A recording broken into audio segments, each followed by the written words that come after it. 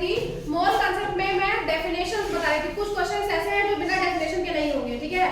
Definition में मोल की जो पहली डेफिनेशन है बेसिकली उसके अकॉर्डिंग क्या है कि mole it is a international measuring unit, ठीक है। क्या है ये? इंटरनेशनल मेजरिंग यूनिट है, ठीक है, जिससे आप किसी भी सब्सटेंस को क्या कर सकते हैं? मेजर कर सकते हैं, ठीक है। केमिस्ट्री में इसी से हम मेजर करते हैं। और जो मोल होता है 1 मोल इज इक्वल टू, ठीक है, 6.0224170 into 10 to the power 23 atoms होते हैं। इसको हम पढ़ते नहीं है क्योंकि पॉइंट के बाद 3 ही एटम्स को लगाते हैं, वैल्यू उसकी यहाँ तक आती है, 4170 तक आती है। तो हमने इसकी वैल्यू क्या रखी है? 6.022 इंटू 10 टू पावर 23 एटम्स होते हैं, या इसको कहते हैं पार्टिकल्स होते हैं। एक मोल में इतने पार्टिकल्स या इतने एटम्स होते हैं, ठीक है। अगर इसको 6 ले लेते नहीं 22 लेते हैं, ठीक है। 6.022 एवोगैड्रो कांस्टेंट उन्होंने यही दिया था, तो अब बेटा इसको मैं चेंज नहीं कर सकती, ठीक है। इंटू 10 टू पावर 23 पार्टिकल्स होते हैं, ये हमने जाना अभी तक, ठीक है। मोल की इसका एक और कंसेप्ट आता है जो 1988 के बाद देखा गया, ठीक है। 1988 के बाद इन्होंने मोल का एक और कंसेप्ट देखा और उसके अकॉर्डिंग इन्होंने मोल का एक और कंसेप्ट दिया। ये तो आपका अप्लाई होगा ही होगा जो मैंने आपको बताया है, ठीक है। ये मैंने बताया है आपको एवोगैड्रो वाला। एक मैंने आपको मोल का बताया है कि गिवन वेट अपॉन मॉलिक्यूलर मास।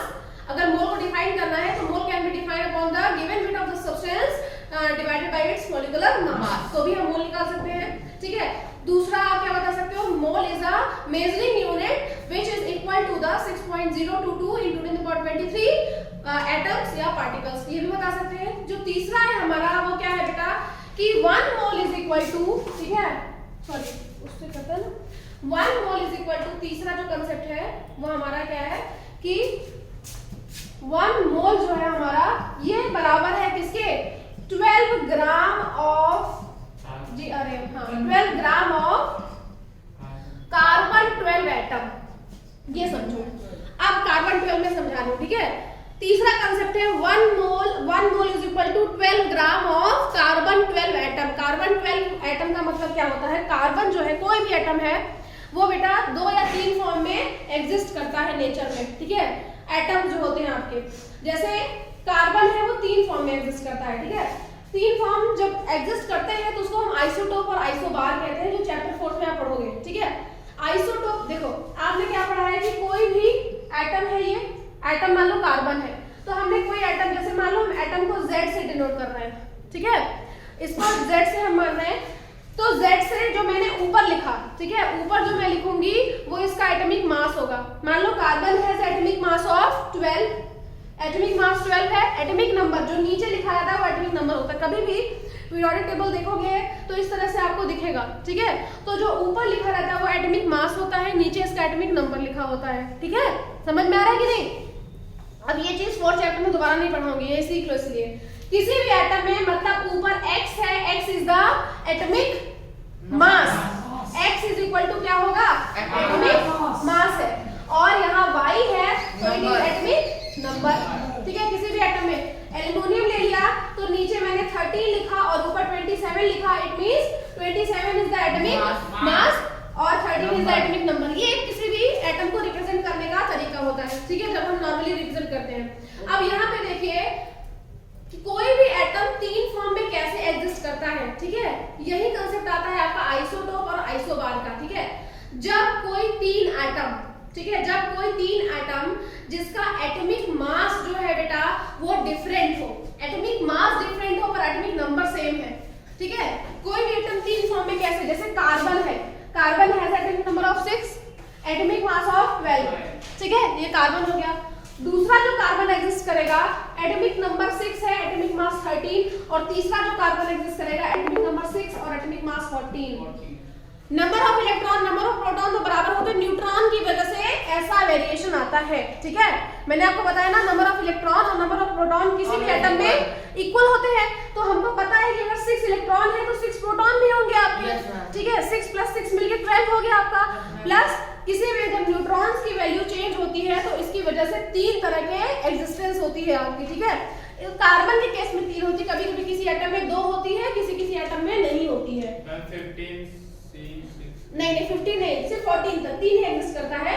कार्बन यहाँ पे देखो, सबको समझ में आ जाएगा तुरंत। कार्बन 12 के फॉर्म में एग्जिस्ट करेगा, मतलब जब उसका एटॉमिक मास 12 हो, कार्बन का जब एटॉमिक मास 13 हो, कार्बन का एटॉमिक मास 14 हो। इसको कहते हैं जब आपका एटॉमिक नंबर सेम हो, मैंने सेम लिखा है, एटॉमिक मास डिफरेंट है, atomic number is same but atomic mass is different, इसको हम कहते हैं आइसोटोप। ये तीनों एक दूसरे के क्या है? आइसोटोप है। समझ में आया? तीनों एक दूसरे के क्या है? आइसोटोप है। जैसे एल्युमिनियम है, एल्युमिनियम है एटॉमिक मास ऑफ 13। जैसे नाइट्रोजन ले लो, नाइट्रोजन इसके अलावा छोड़ दो, नाइट्रोजन ले लो, नाइट्रोजन का एटॉमिक नंबर 7 होता है, एटॉमिक मास 14। दूसरा नाइट्रोजन एटॉमिक नंबर 7 और एटॉमिक मास 15, इसमें भी एग्जिस्ट करता है, दो में एग्जिस्ट करता है, 14 और 15 में।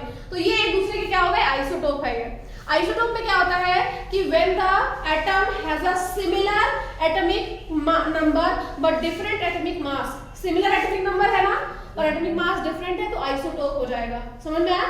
तो अब देखो कार्बन 3 फॉर्म में एग्जिस्ट कर रहा है, कार्बन 12, कार्बन 13 और कार्बन 14। ठीक है, आइसो 12 अभी मैंने नहीं बताया है, आइसोटोप ही बस बताया। ठीक है, कार्बन 6, कार्बन 12, कार्बन 13, कार्बन 14। यही कार्बन 14 आपका कार्बन डेटिंग में यूज होता है, जो आपकी फॉसिल की एज पता होती है। जैसे मान लो कोई जानवर जमीन में दब गया है, ठीक है, डायनासोर्स, फिर उनकी हम एज पता करते हैं ना कि 1000 साल पहले या फिर 2000 साल पहले का ये है।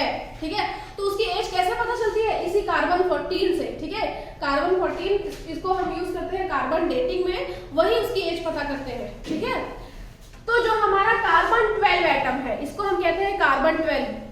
ठीक है, ये कार्बन 12 है ना, carbon 12 atom, carbon 13 atom, carbon 14 atom. Carbon 14 atom को मैंने बताया कार्बन डेटिंग में यूज होता है। कार्बन 12 एटम जो है हमारा, इसको स्टैंडर्ड ले लिया इन्होंने। ठीक है, मोल कंसेप्ट का जो नया कंसेप्ट आया उसमें उन्होंने क्या किया? He has taken carbon 12 atom as a standard value उसको ली, कार्बन 12 को। अब देखो, जब इन्होंने कार्बन 12 को एक स्टैंडर्ड वैल्यू मान ली, इतना सबको समझ में आ गया ना कि कार्बन 12 क्या होता है? कार्बन 12 समझ में आ गया ना, कार्बन 12 समझ में आ गया तो मोल भी समझ में आ जाएगा। According to the mole concept, जो नया मोल कंसेप्ट आया है, अब नया आया इसका मतलब ये नहीं पुराना अप्लाई नहीं होगा, पुराना भी अप्लाई होगा पर नया भी अप्लाई करते हैं। उसका मतलब क्या होता है कि कोई भी एटम हो, ठीक है, उसका जो वेट होगा that is equal to the, मतलब कोई भी एटम का जो वेट होगा, अगर 1 ग्राम है तो that is equal to the 1 gram of carbon 12 atom. Carbon 12 atom, carbon 12 atom का क्या होता है? 1/12। ठीक है, तो क्या होता है, कोई भी अकॉर्डिंग टू जो नया मोल कंसेप्ट है उसके अकॉर्डिंग किसी भी एटम का जो मास है, ठीक है, it is equal to the carbon 12 atom mass. वो हमेशा, मतलब एक कार्बन 12 को उन्होंने स्टैंडर्ड मान लिया, और अगर 1 मोल है तो 1 mole is equal to the mass of that substance is equal to carbon 12। जो कार्बन 12 हमने लिया है, 12 वाला जो कार्बन है उसके मास के बराबर मान लिया। ठीक है, तभी देखो उस वाले क्वेश्चन में बेटा यही लिखा हुआ है कि अगर 1 ग्राम कार्बन है, 1 ग्राम कार्बन है ना हमारा, क्वेश्चन में ये है कि if we are having 1 gram of carbon और 1 ग्राम ऑफ कार्बन में x नंबर के पार्टिकल्स हैं, तो 1 ग्राम कार्बन में x नंबर पार्टिकल दिए हुए हैं। क्वेश्चन देखिए हमारा क्या है कि 1 ग्राम के कार्बन में x नंबर के पार्टिकल्स हैं। यहाँ पे देखो, इससे समझ में आ जाएगा मोल कंसेप्ट। क्वेश्चन क्या है, देखो 1 ग्राम के कार्बन में 1 ग्राम के कार्बन में कितना है? x एटम है। ठीक है, एटम निकालना कितना आसान है, इससे समझ गए हम। मतलब अगर हमको मोल निकालना है तो मोल क्या होगा? गिवन वेट आपका 1 है, ठीक है, गिवन वेट 1 ग्राम है ना, और कार्बन का कितना होता है? 12, 1/12 मोल आ गया। ठीक है, 1/12 मोल आ गया, हमारा मोल इतना आ गया। और अगर हमको कितने एटम्स निकालने, x एटम निकालने मतलब इनटू 6.022 इनटू 10⁻23, इतने एटम्स आ जाएंगे हमारे पास। तो x की वैल्यू हमारे पास हमको मिल गई। अब पूछा क्या है कि अगर हमने वही सेम क्या है 1 ग्राम का मैग्नीशियम लिया है ना, अगर हमने वही 1 ग्राम का मैग्नीशियम लिया है तो कितने एटम्स होंगे मैग्नीशियम में, यही पूछा है ना कि how many atoms are present in magnesium, number of atoms. तो क्या है, अब अकॉर्डिंग टू मोल कंसेप्ट के अकॉर्डिंग क्या है बेटा कि 1 ग्राम किसके बराबर है? कार्बन 12 के बराबर है। 1 ग्राम किसके बराबर है? 1/12 कार्बन एटम के बराबर है। तो जो कार्बन 12 के पार्टिकल्स होंगे वही हमारा मैग्नीशियम 1 ग्राम के मैग्नीशियम का भी पार्टिकल होगा। समझ में आया कि नहीं? नहीं समझ? 1 ग्राम का ऑक्सीजन होगा तो 1/12। हाँ, अगर 1 ग्राम का ऑक्सीजन आएगा आपका तो वो भी 1/12 कार्बन एटम के बराबर ही होगा, क्योंकि 1/12 को हमने स्टैंडर्ड वैल्यू ले ली है। नहीं समझ में आया तुमको? फिर से बता देखो, इतना समझ में आ गया कि नहीं? इतने पार्टिकल समझ में आ गया ना? कार्बन का समझ में आ गया कि अगर हमारे 1 ग्राम के कार्बन में x एटम है, 1 ग्राम के कार्बन में x एटम है, तो पहले हम क्या निकालेंगे? मोल निकालेंगे कार्बन का। मोल हमारा कितना आ गया? 1/12 आ गया। कैसे आया? इतना समझ में आ गया। अब x एटम निकालने हैं तो x हमारा कैसे आएगा? अगर हम इसको एवोगैड्रो कांस्टेंट से इनटू कर दें तो हमारा पार्टिकल आ जाएगा, एटम आ जाएगा। तो हमारे एटम कितने आए? 6.022 × 10⁻23/12। इतने पार्टिकल्स आ गए हमारे पास। इतना समझ में आ गया ना? अब मैंने क्या कहा?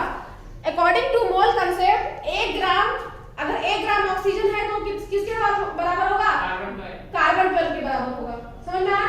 1 ग्राम मैग्नीशियम होगा तो किसके बराबर होगा? कार्बन 12। ठीक है, अगर 1 ग्राम लिया है हमने सिर्फ, 2 ग्राम की बात है, 2 ग्राम में तो कार्बन 12 का × 2 हो जाएगा, 3 ग्राम में कार्बन 12 का × 3 हो जाएगा। समझ में आ रहा है कि नहीं? 4 ग्राम में कार्बन 12 का × 4 हो जाएगा। तो यहाँ पे क्या है? अगर 1 ग्राम का मैग्नीशियम लिया है और उसमें एटम्स निकालने हैं तो भी सेम एटम आएंगे जो हमारे कार्बन 12 में आ रहे हैं। यही है ना? सेम। तो मोलर मास अलग हो जाएगा ना बेटा? मोलर मास तो अलग है ना मैम? मोलर मास तो अलग है बेटा। ठीक है, यहाँ पे देखो, जैसे मैग्नीशियम के केस की अगर मैं बात करूं तो मैग्नीशियम में भी मोलर मास अलग है। क्वेश्चन दिखाना जरा। मैग्नीशियम का तो मैम 12 ही होगा। मैग्नीशियम का क्यों 12 होगा? सुबह 1/12 वाला पेपर 12 की जगह उनका मोलर मास होगा। मैग्नीशियम का 24 हो जाएगा पागल। देखो बहुत इजी तो है ये, इसमें इतना लगाने की क्या जरूरत है? नीड है। देखो बहुत सिंपल है। मैंने क्या कहा? 1/12 ग्राम ऑफ क्या कार्बन एटम। देखो तो सबसे पहले देखो 1 ग्राम के कार्बन एटम में x नंबर के पार्टिकल्स हैं। ठीक, तो क्वेश्चन क्या है? अब मोल हम निकालेंगे तो मोल क्या होगा? 1/12 इंटू 6.022 इंटू 10⁻23। इतने हमारे एटम्स आ गए। 1 ग्राम के कार्बन में इतने एटम निकल गए। अब हमको 1 ग्राम के मैग्नीशियम में एटम निकालना है। ठीक है, अब ध्यान से देखो, 1 ग्राम के मैग्नीशियम एटम की अगर मैं बात करूं तो क्या होगा? 1/24, क्योंकि मैग्नीशियम 1/12 एटॉमिक नंबर 12 होता है तो एटॉमिक मास 24 हो जाएगा। ठीक है, मोलर मास में करते हैं ना वही मोलर मास जो है, मोलर मास को एटॉमिक मास। अब मैग्नीशियम एटम दिया है तो क्या करोगे? 12 ही तो करोगे ना, 12 नहीं 24 तो करोगे। तुमको नहीं समझ में आ रहा है भैया? कार्बन अगर एटॉमिक मास जो होता है वो डबल होता है। एटॉमिक मास एटॉमिक नंबर का डबल होता है। ठीक है, हम क्या ले रहे हैं? 1 ग्राम का मैग्नीशियम ले रहे हैं। इसका अगर हमको मोल निकालना है तो कैसे निकालेंगे? 1/24 ही तो करेंगे ना। 1 ग्राम मैग्नीशियम का क्या होगा बताओ? 1/24 तो होगा मोल। इतना ही तो मोल आएगा ना। मोल निकालोगे। मैम ये कह रहा डिनोमिनेटर में मतलब मोलर मास होता है ना? हाँ, मोलर मास मतलब क्या? Molecular mass. अब एक मैग्नीशियम एटम एक ही एटम है तो उसी का मास हम लेंगे ना। अब अपने आप तो मॉलिक्यूल बना नहीं देंगे, जो दिया है उसी का मास, चाहे वो एटॉमिक मास हो चाहे वो मोलर मास हो, कोई भी मास ले सकते हैं। मॉलिक्यूल है तो मोलर मास, एटम है तो एटॉमिक मास। ठीक है, समझ में? अब 1/24 हो गया। ठीक है, 1/24। और नंबर ऑफ पार्टिकल्स कितने होंगे? 6.022 × 10⁻23।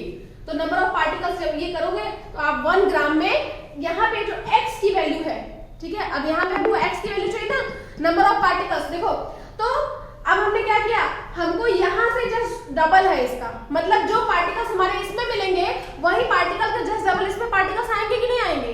क्योंकि वहां पे यहाँ पे 1/12 था, यहाँ पे 1/24 है, मतलब 2 टाइम्स हो जाएगा। तो जो पार्टिकल्स इसके मिलेंगे अगर हम 2 से इंटू करते तो उसके पार्टिकल्स नहीं आ जाएंगे हमारे पास? आ जाएंगे कि नहीं? तुमको समझ में आया कि नहीं? कैसे? देखो 2 से इंटू करेंगे तो 2.24 देखो 1/12 इंटू इतना आ गया, इसके पार्टिकल्स आ गए।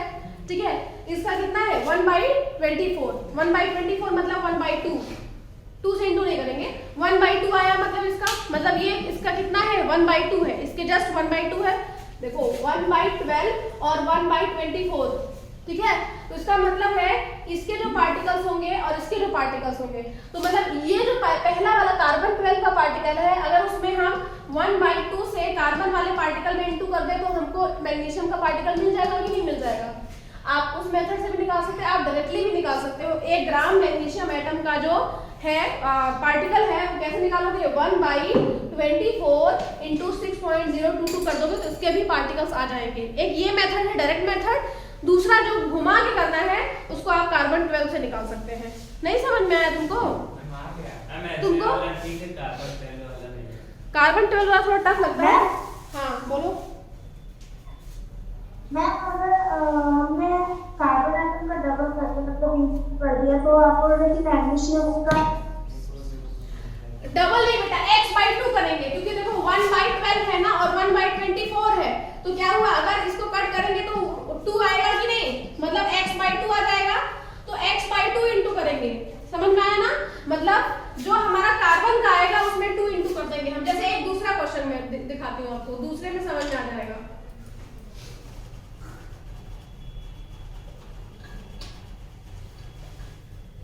देखिए दूसरा क्वेश्चन देखिए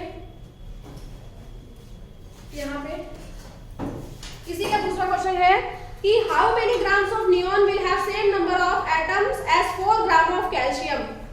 ठीक है, how many grams of neon, तो हमको क्या निकालना है, ग्राम्स ऑफ नियॉन निकालना है। Have the same number of atoms, जिसमें सेम नंबर ऑफ एटम है किसमें, 4 ग्राम ऑफ कैल्शियम। 4 ऑफ जितने एटम 4 ग्राम ऑफ कैल्शियम में है उतने ही एटम हमारे इसमें है, तो उसका ग्राम निकालना है हमको। क्वेश्चन समझ में आया? इतने 4 ग्राम के कैल्शियम में जितने एटम है वो उतने ही एटम हमारे कितने हैं, x ग्राम ऑफ नियॉन में भी उतने ही एटम है। ठीक है, उतने एटम दोनों में बराबर बराबर एटम है, हमको इसका x निकालना है। बहुत इजी है ये बेटा। देखो 4 ग्राम ऑफ कैल्शियम है, इसका मोल निकालोगे तो क्या आएगा, 4/20/40, तो यहाँ 40 आ जाएगा। 20 × 2 40 हो जाएगा कैल्शियम का, तो क्या हो जाएगा 1/10। 1/10 मोल आ गया। अब पार्टिकल्स निकालोगे, एटम्स निकालोगे, तो क्या करोगे, 6.022 × 10⁻23। इतने पार्टिकल्स आ गए, इतने एटम्स आ गए, तो मतलब कितने एटम है, हम करेंगे इसको 0.6 आ जाएगा ना, 0.6 आएगा ना। अब कितना आएगा, 0.6022 × 10⁻23। ये कर सकते हैं, या फिर हम इसको हटा के यहाँ पे 24 भी कर सकते हैं। ठीक है, यहाँ पे हम 22 कर सकते हैं, 22 भी कर सकते हैं। इस 10 को जब ऊपर ले जाएंगे तो 22 भी हो जाएगा, या फिर हम ये कर सकते हैं। मतलब इतने पार्टिकल्स किसमें हैं, किसके बराबर है, x ग्राम ऑफ नियॉन के बराबर है ना। इतने number of particles is equal to x gram of neon. अब निकालो नियॉन का। देखो अब मैं यहाँ पे आपको बताती हूँ, देखो नियॉन का कैसे निकालोगे आप, गिवन वेट अपॉन नियॉन का मोलर मास कितना होता है, 10 दूनी 20, तो 20 इंटू नंबर ऑफ पार्टिकल्स आपके ये दिए हुए हैं इक्वल टू दिस है। नंबर ऑफ पार्टिकल्स इतने ही हैं जितने हमारे 4 ग्राम ऑफ कैल्शियम में है, तो नंबर ऑफ पार्टिकल्स तो हम वही लिखेंगे ना जो 4 ग्राम ऑफ कैल्शियम में है। तो कितना है यहाँ पे, 0.622 × 10⁻23। ठीक है, समझ में आ रहा है कि नहीं अब आपको, ये समझ में आया ना, ये समझ में आया। अब यहाँ से क्या करोगे आप, इसको इंटू करोगे। ठीक है, इसको आप इससे इंटू करेंगे, इसके बाद सीधे सीधे क्या है, 1/10 मोल ऑफ नियॉन इतना है, जैसे number of as 4 gram of calcium, तो सेम तो आ गया हमारा। देखिए क्या आ गया, 1/10 मोल हमारा आया था। 1/10 मोल के बाद क्या है कि 1 मोल ऑफ नियॉन इज 20 ग्राम। 1 मोल के नियॉन में कितना है, 20 ग्राम है, दिया हुआ है हमारा। अब 1 मोल का नियॉन हमको निकालना है। 1 मोल का नियॉन कैसे निकालेंगे, देखो 1 मोल के नियॉन में हमको कितने ग्राम्स दिए हुए हैं, तो 1 मोल ऑफ नियॉन कंटेन कितना, x/20। x/20 1 मोल ही तो नियॉन का निकालना है ना। क्या है, 1 मोल के नियॉन में उतने ही एटम्स हैं जितने उसके कैल्शियम में है, 4 ग्राम के कैल्शियम में है। ठीक है, उतने ही है। तो अब देखो 1 मोल का neon 1 mole is equal to कितना है, x/20 है, तो मतलब x हमारा 20 आया कि नहीं, x हमारा 20 आ गया। मतलब एटॉमिक उसका हमारा ग्राम कितना आ गया, 20 ग्राम आ गया ना। 20 का इतना 20 आ गया तो हमारा कितना हो जाएगा नियॉन का, इससे आप क्या करोगे, इससे इसको इंटू करोगे लाइट लाइट